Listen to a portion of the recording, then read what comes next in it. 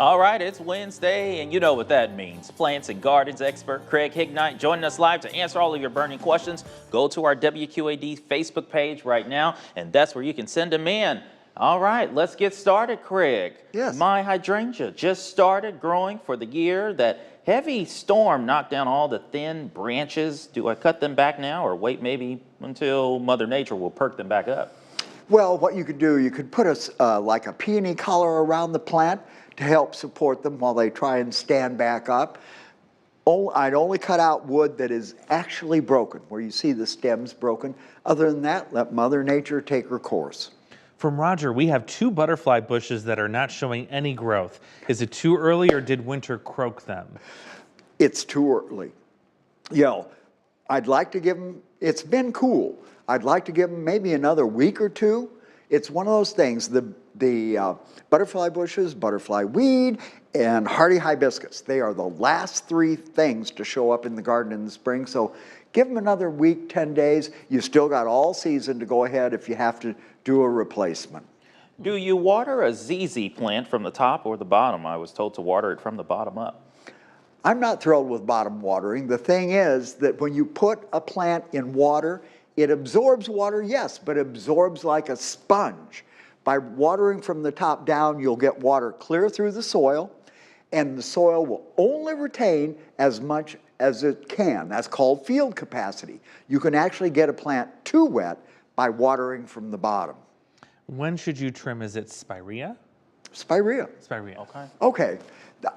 After it gets done blooming, if you have the old-fashioned Anthony waters, quite often they're kind of the lavender purple ones.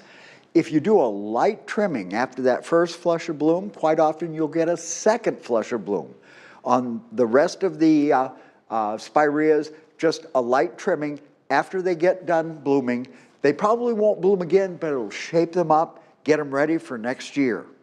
2-parter. Why are my rhubarb leaves getting red spots on them? Also, will creeping Charlie take over your lawn if you don't kill it? Well, one, the rhubarb probably has a little bit of a fungal problem, but it's nothing that is really going to kill the plant. There are many fungicides that are organic that you could spray on the plant. The plant is still usable.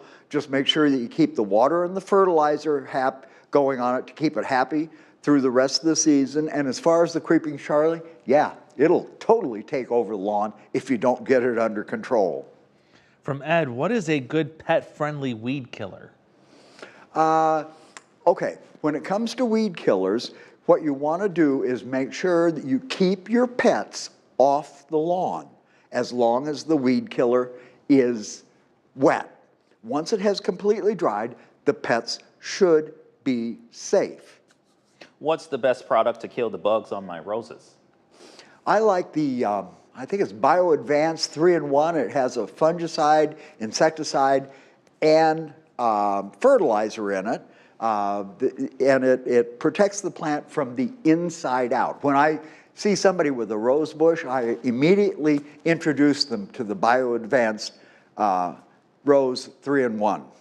All right, we're going to take a time out. Continue to send your questions in on our WQAD Facebook page right now, and Craig will have some answers when we come back. Stay with us.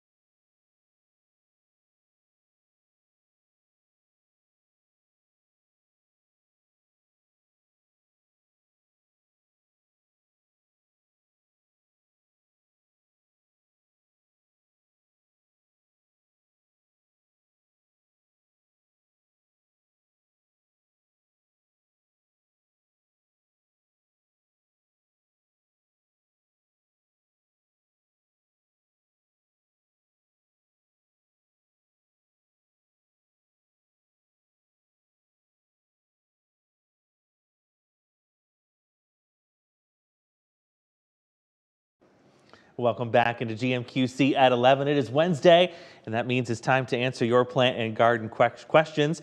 Our expert, Craig Hignight, back with us here this morning. We're on our Facebook Live right now, so if you've got a question, jump in real quick. There's some room left. Kathy's asking, what is the true name of carpet grass? Carpet grass? Carpet grass. Have to admit, I don't really know on that one. Here I go to the internet again, looking for carpet grass. I did find out that no-mow is actually a mixture of fine fescues, but carpet grass, I'm going to have to look that one up. I wonder if you could be talking about zoysia. It does look like a carpet. Yeah, we may have to circle back to that one day. My clematis is growing like crazy, but not blooming. We didn't take that question, No, right? we didn't. Okay. Nope. All right. Do you have any comments on that? Well, the thing is that there are various types of clematis, and quite often, many of them do not bloom first thing in the spring. You might have a summer bloomer, so if it does turn out that it has blooms in the middle of summer, it's one of those plants that you prune just after it gets done blooming so they can put up new growth for next year's bloom. From Harry, where can I find sandy loam soil for sale? Sandy loam. I know that there are Luss Hills out by DeWitt. That's a natural soil, but sandy loam in the Midwest is really hard to come by because we all have those heavy clay corn soils. So as far as a source, I don't know of one. Is there a weed killer that won't kill my plants or flowers? No, unfortunately, they don't discriminate. If it's got broad leaves, it's going to kill anything with a broadleaf. That's weeds and desirable plants. Fortunately, your grass will survive that, but no, when you have weeds in your garden, the thing to do is go to the work of hand weeding to get it clean, and then lace it with preen to keep new seedlings from germinating. From Kathy, is it too late to plant asparagus roots? No, it's not too late if you can find them. I know we've been out of them for probably a month now, so good luck in your hunt. Well, this next question, we have 2 butterfly bushes that show no signs of growth. Is it too early, or did winter croak them? I think that's the one we started with, Yeah, and we yes, have you similar. have to wait. We're going to give those butterfly bushes another week, 10 days. You would be amazed at how many of these plants are dug up and brought in, and we take a little look at them, and we say, see, down below the soil line, they're still alive, and they will come back. So, give them another 10 days. Then you can compost them. From Cheryl, should I cut dead dogwood leaves, which were just planted but came with dead leaves for Mother's Day? I would say anytime. It's like I always say, you can remove dead wood from a plant anytime. And if you've got leaves that are making the plant look less than pretty, go ahead and cut them off. They are not adding anything to the plant. They're not taking food away from it, and they're not producing food. So just do a little selective cleanup pruning.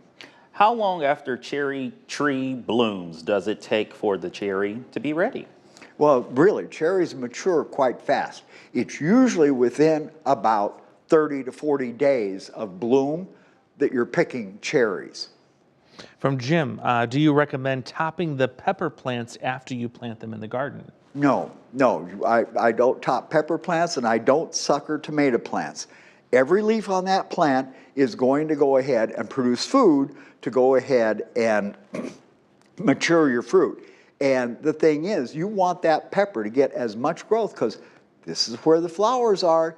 You take the top out, it's going to take quite a while for it to start producing new flowers.